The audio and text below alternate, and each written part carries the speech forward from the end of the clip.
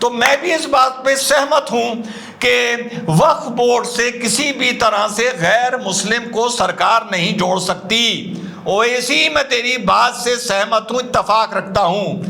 कितनी खूबसूरती से, कितना इलेबोरेट और कितना brief, how intelligent I am. मैंने इस बात का जवाब देकर बोल दिया तुम लोगों से आई लव यू।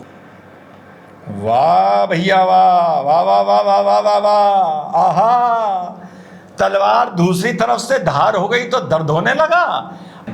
सरकार ग्रांट देती है तो तुम्हें तनख्वाहें मिलती हैं, जो किराए का पैसा आता है बेईमानों वो तुम लोग खा लेते हो। सरकार के जाके ज़कात मांगते हो, ज़कात भी लेते हो और आंखें भी दिखाते हो। उधर मंदिर सरकार पे खर्च कर रहा है, इधर वक्फ पे सरकार खर्च कर रही है। या तो चैरिटेबल एंडोनमेंट एक्ट की तरह चल लो, सरकार को देना शुरू कर दो, अपनी एक एक पाई का ऑडिट करवा लो और ये कह दो साहब इसमें कोई नॉन मुस्लिम नहीं होगा, तुम्हारे साथ खड़ा हूं। या तुम पूरे ईमान वाले मुसलमान बन जाओ और कह दो टैक्स पेयर से हमें ज़कात नहीं चाहिए। तो साहब जो जेपीसी चल रही है वक्फ बोर्ड को लेकर, उसमें हैदराबाद के सांसद साहब का मैं एक प्रेस कॉन्फ्रेंस कल देख रहा था, शायद कल ही उन्होंने हैदराबाद में की है। तो छुटते ही तो ये बदतमीजी करने लगते हैं जब कोई आदमी इनसे दो चार सवाल टेढ़े पूछ लेता है। अल्लाह करे, खुदा करे किसी दिन ये शख्स मेरे सामने पड़ जाए, इसको बताऊंगा कि अकल क्या होती है, जुबान क्या होती है और बदतमीजी क्या होती है। तो साहब ये लोगों के जवाब दे रहे थे और ये एक बात से बहुत नाराज हैं। पहली बात, अगर जेपीसी चल रही है तो तुझे मीडिया के सामने नहीं आना चाहिए। इस प्रेस कॉन्फ्रेंस में कह रहा है कि भाई आपने बुलाया कि हम आएंगे तो मैं आके बैठ गया। अरे भाई तुम क्यों बैठ गया? अगर जेपीसी चल रही है, मैटर एक तरह से सब जुडिस है, तो वहां पर जो फाइनल निष्कर्ष निकले उसके बाद तू प्रेस कॉन्फ्रेंस कर। लेकिन बंदे को अभी भी कैमरे का शौक गया नहीं है। आदतन होती है ये एक इंसान की। तो भाई इसने बड़ी अकल लगाई, दो तीन मुद्दे उठाए। एक, कोई भी आदमी जाके डीएम से बोल दे ये वक्फ की प्रॉपर्टी नहीं है तो वो वक्फ की प्रॉपर्टी नहीं रहेगी, वक्फ को लड़ना पड़ेगा। एक इसने ट्रिब्यूनल की बात उठाई और एक इसने बड़ी जोर शोर से बात उठाई कि भैया वक्फ एक हमें संविधान इसकी इजाजत देता है। समझ ना, संविधान देश का आईन है ना, ये बहुत बोलता है ये। तो भाई हमें इसमें नॉन मुस्लिम क्या कर रहा है जब ये एक रिलीजियस इंस्टीट्यूशन है और हमें इसके अफेयर्स रन करने की इजाजत है। और ये बोलते बोलते इसने टीटीडी यानी तिरुमला तिरुपति देवस्थानम, इसका भी दो तीन बार उदाहरण दिया। तो इसकी प्रेस कॉन्फ्रेंस के कुछ अंश देखते हैं और फिर धीरे धीरे देखिएगा कि शेरवानी का धागा कैसे खुलेगा।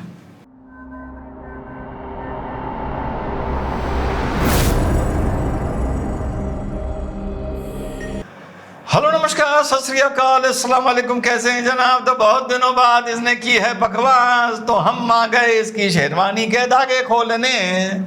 तो आइए इसकी प्रेस कॉन्फ्रेंस के कुछ अंश सुनते हैं। लगभग शायद 2 घंटे की बकवास थी, बीच के कुछ अंश निकालूंगा। आप YouTube पर जाके पूरी प्रेस कॉन्फ्रेंस देख सकते हैं। जो भी इसने बात बोली है उसका मैं भाव नहीं बदलूंगा, कभी भी आउट ऑफ कंटेक्स्ट चीज यूज करने में मैं चीज का भाव नहीं बदलता हूं। तो 3 मुद्दे लेके चलेंगे। अगर कोई किसी प्रॉपर्टी को यह बोल दे कि वो वक्फ की नहीं है, दूसरा ट्रिब्यूनल, और तीसरा जो इसने बोला कि भैया वक्फ में कोई भी गैर मुस्लिम उससे कनेक्टेड या एसोसिएटेड नहीं हो सकता। और इस बात के लिए इसने टीटीडी यानी तिरुमला तिरुपति देवस्थानम का इस बंदे ने उदाहरण दिया।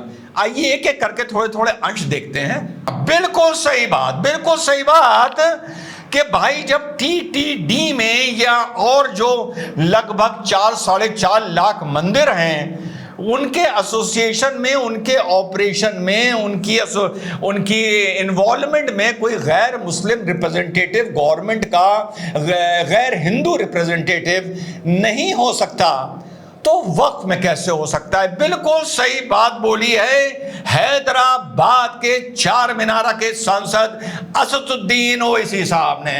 आइए धागे खोलने शुरू करते हैं। बिल्कुल सही बात है, बिल्कुल नहीं हो सकता। एक स्कूल था यार एक तो इतने बेवकूफ़ी के एग्जाम्पल दे दे के मुझे समझाना पड़ता है। वैसे एग्जाम्पल तो वो अच्छे हैं, कभी ब्लैक हॉक डाउन का दो, कभी द गॉडफादर का दो, बड़ा स्टैंडर्ड से मुझे नीचे गिरना पड़ता है बंदों को, भाइयों को समझाने के लिए। हाँ तो भाई एक स्कूल था, वो एक स्कूल की टाइमिंग थी सुबह 7 बजे से लेकर 2 बजे तक, ठीक। एक स्कूल की टाइमिंग थी 9 बजे से लेकर 2 बजे तक। तो जो 7 बजे से 2 बजे तक का स्कूल था वो 5 डेज अ वीक था, वो सप्ताह में 5 दिन लगता था। दूसरा स्कूल जिसकी टाइमिंग 9 बजे से 2 बजे तक थी वो 6 डेज अ वीक था। तो यहाँ के जो टीचर्स थे या एसोसिएशन थी या छात्र थे, अभिभावक थे, उन्होंने मैनेजमेंट से जाकर कंप्लेन करी कि साहब बगल का स्कूल तो देखिए 5 डेज लगता है, हमारा 6 डेज क्यों लगता है।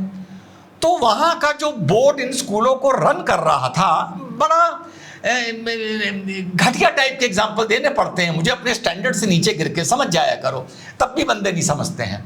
तो वहाँ का जो बोर्ड इन दोनों अलग अलग स्कूल्स को रन कर रहा था, उसने कहा साहब देखिए ठीक है आप 5 डेज अ वीक चाहते हैं ना। उन्होंने कहा हाँ भाई हम 5 डेज अ वीक चाहते हैं। उन्होंने कहा ठीक है अब आपका स्कूल 7 बजे से 2 बजे तक लगेगा, पहले 9 बजे से 2 बजे तक लगता था।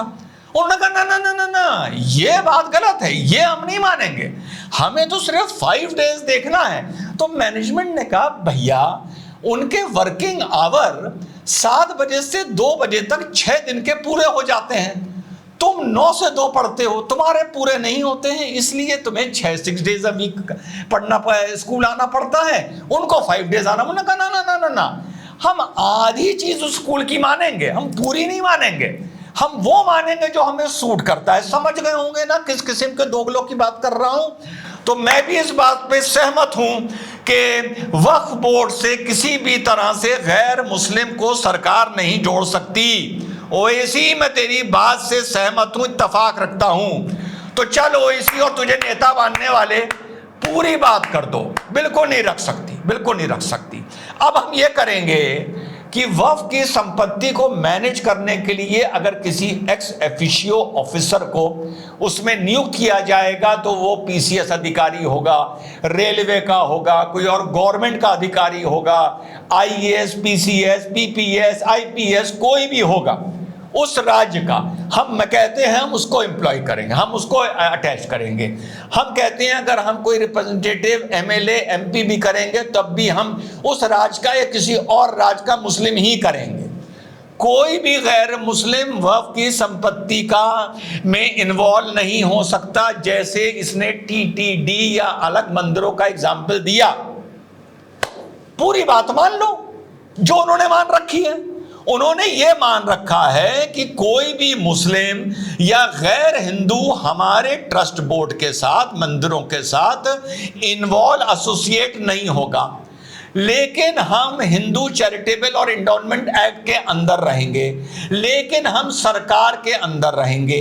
सरकार का रिप्रेजेंटेटिव जो भी होगा वो हिंदू होगा, बिल्कुल सही बात है। और जो हमारा पैसा आएगा उसकी जवाबदेही हमें सरकार के प्रति होगी। उसमें 14% हम एडमिनिस्ट्रेटिव फीस देंगे, उसमें 4 या 5% जो भी हमारी कमाई होगी उसमें हम ऑडिट फी देंगे, और उसके बाद उसमें 5 से 10% कॉमन गुड फंड यानी समाज की बेहतरी के लिए जो पैसा खर्च होता है वो देंगे। इसके अलावा जो भी चीज हमारे पास डोनेशंस आएंगी उसका ऑथराइज्ड वैल्यूअर वैल्यूएशन करेगा। वैल्यूएशन लगाने के बाद ये 14% एडमिनिस्ट्रेटिव फी, 4% ऑडिट फी और लगभग 6 से 10% कॉमन गुड फी हम देंगे। उसके अलावा उस वैल्यूएशन का कैश आया, वैल्यूएशन आया, खाने पीने का जो सामान आया, कंबल आया, बंबल आया, चलिए उसको अलग कर देते हैं। इसका पूरा 31 मार्च को ऑडिट में इसको अटैच कर दिया जाएगा।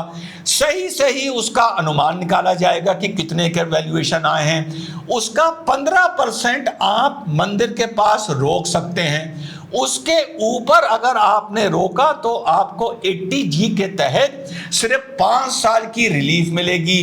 अगर आपने उस 15% के ऊपर को 5 साल भी खर्च नहीं किया तो आपको उस पर लगभग 30% टैक्स देना होगा। और इसके अलावा भी गवर्नमेंट वेलफेयर स्कीम्स के लिए, जैसे ऑनरेबल सुप्रीम कोर्ट ने बोला कि मंदिरों का पैसा, इसके अलावा 14% एडमिनिस्ट्रेशन फी, 4% ऑडिट फी, 5-6 से 10% कॉमन गुड फी, इसके अलावा भी कॉमन गुड के लिए देश की जनता के काम क्यों नहीं आ सकता। पूरी बात मान लो टीटीडी की और हिंदुओं के मंदिरों के बोर्ड्स की, पूरी मान लो। तुम्हारे साथ भी कोई हिंदू इन्वॉल्व नहीं होगा, उनके साथ भी कोई मुस्लिम इन्वॉल्व नहीं होगा। वहां हिंदू अधिकारी होंगे, तुम्हारे पास मुस्लिम अधिकारी होंगे। तुम्हारी जितनी भी प्रॉपर्टीज हैं उनका ऑडिट होगा। तुम्हारी जितनी भी वक्फ की प्रॉपर्टीज हैं उनका सर्कल रेट से रेंट निकाला जाएगा। उसके बाद उस रेंट को तुम्हारी इनकम माना जाएगा।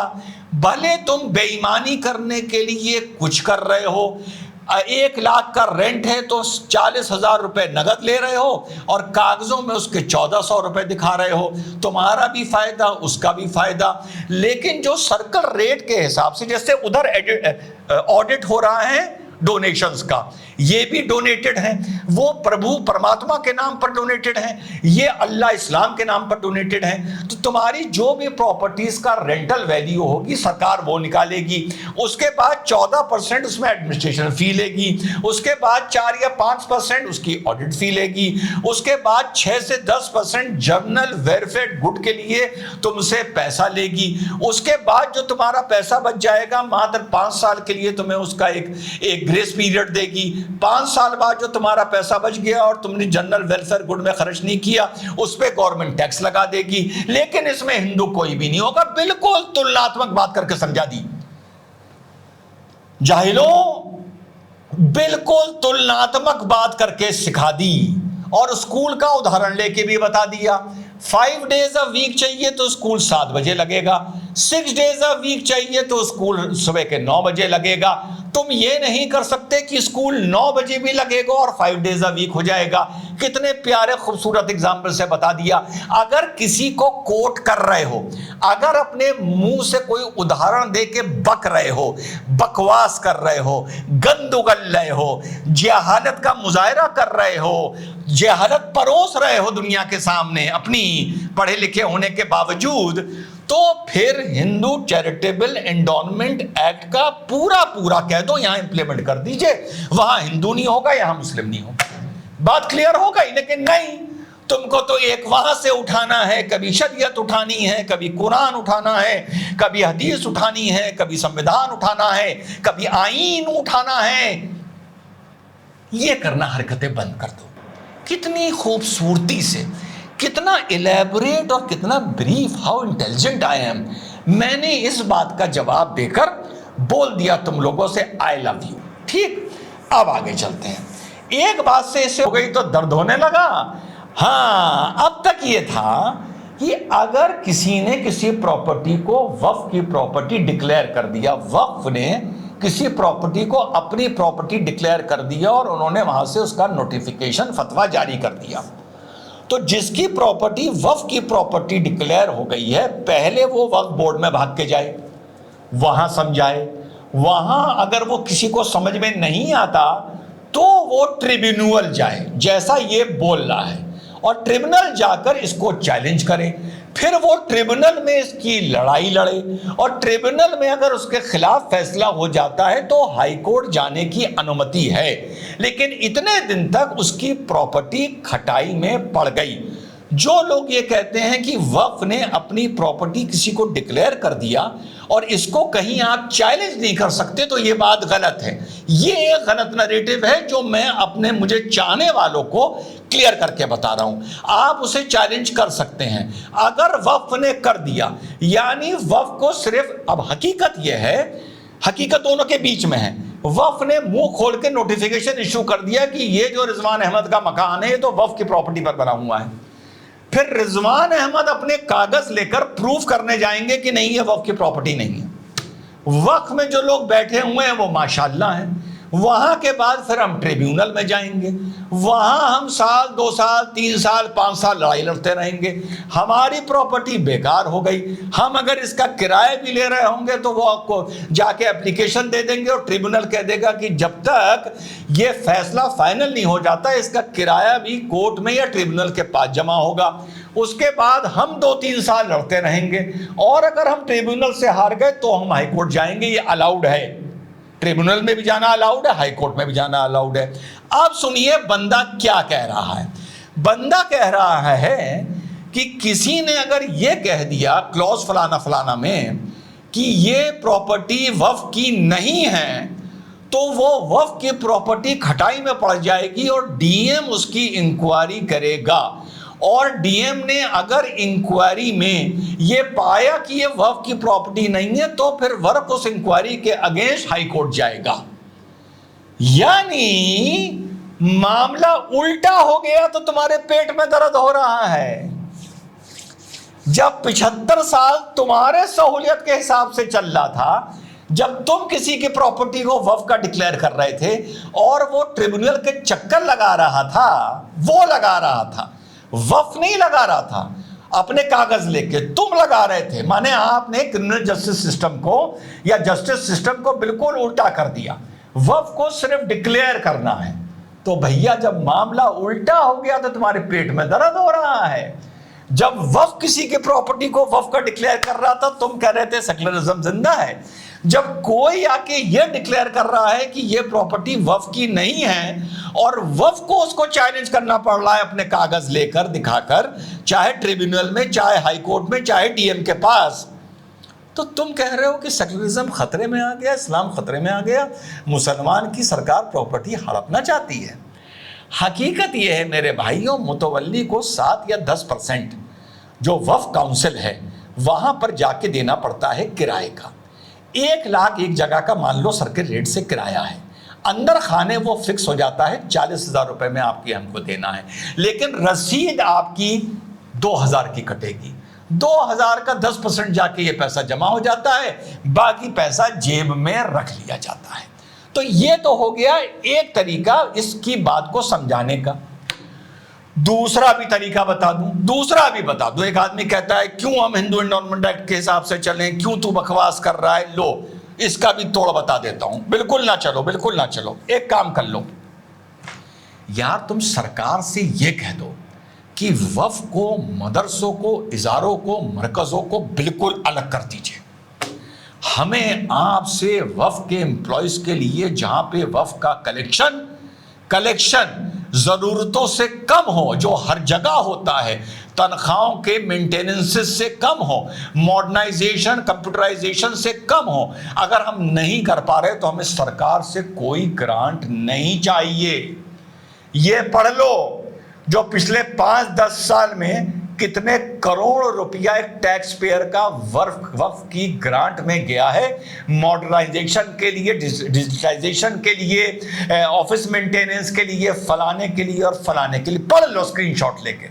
इतना लंबा पढ़ के नहीं बताऊंगा कितने लाख करोड़, पढ़ लो। ठीक, इतना गया है। तो तुम्हें आखिरी सोल्यूशन दे दूं, तुम कह दो मदरसों में हमें 1 रुपया तनख्वाह नहीं चाहिए। मॉडर्न एजुकेशन छोड़ो, जो दीनी एजुकेशन होती है, जब मौलवी, आलिम, मौलाना, मुफ्ती, काजी बनाए जाते हैं, हमें वहाँ पर 1 रुपया सरकार का टैक्स पेयर का नहीं चाहिए। हमें कब्रिस्तान की 4 दीवारी बनवाने के लिए 1 रुपया सरकार का नहीं चाहिए जो वक्फ में है। हम जाने, हमारा काम जाने, हमें सरकार से कोई नहीं लेना देना। भाग के यार दिल्ली के हाई कोर्ट जाते हो, दिल्ली वक्फ बोर्ड का किस्सा, जो हाई कोर्ट ने कहा था इनको तनख्वाह दो। सरकार ग्रांट देती है तो तुम्हें तनख्वाहें मिलती हैं, जो किराए का पैसा आता है बेईमानों वो तुम लोग खा लेते हो। सरकार के जाके ज़कात मांगते हो, ज़कात भी लेते हो और आंखें भी दिखाते हो। उधर मंदिर सरकार पे खर्च कर रहा है, इधर वक्फ पे सरकार खर्च कर रही है। कहते हो कि सरकार ने हमारी प्रॉपर्टीज कब्जा कर रखी हैं, तो सुप्रीम कोर्ट में एक PIL डाल दो कि सरकार इसकी एक वो निकाल दे, एक इंक्वायरी कमेटी, एक रिटायर्ड सुप्रीम कोर्ट के चीफ जस्टिस के अंडर बना दे। उसमें जैसे भी चाहे एक्सपर्ट्स रख ले, दुनिया देश में तय हो जाए कि कितनी प्रॉपर्टी वक्फ ने सरकार की दबा रखी है या हिंदुओं की दबा रखी है, या हिंदुओं ने और सरकार ने वक्फ की कितनी प्रॉपर्टी दबा रखी है, ये लड़ाई लड़ लो। ये लड़ाई लड़ लो अगर तुम्हारा ईमान साफ है तो। और सरकार से कब्रिस्तानों के लिए, मदरसों के लिए 1 रुपया भी कह दो हराम है, हम नहीं लेंगे। लेकिन तुम्हें वहां भी ज़कात चाहिए, तुम्हें कभी इनसे तुलना करनी है, इनकी आधी बात की तुलना करनी है। मामला उल्टा हो गया तो तुम्हारे पेट में दर्द हो रहा है। जब वो किसी की प्रॉपर्टी अपनी बता देता था तो तुम लोग बड़े खुश रहते थे, कह रहे हो ट्रिब्यूनल जाओ। जब वो बेचारा भाग के ट्रिब्यूनल जाता था तो तुम्हें मजा आता था।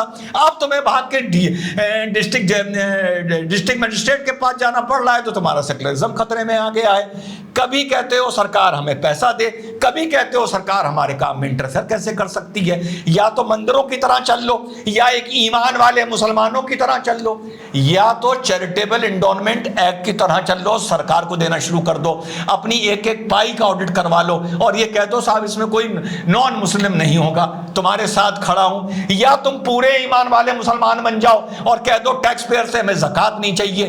तुम यार लोग क्या हो, मुझे आज तक समझ में नहीं आया। बेशर्मी की प्रकाष्ठा हो, दोगलेपन की प्रकाष्ठा हो। जय हिंद, वंदे मातरम, खुदा हाफिज।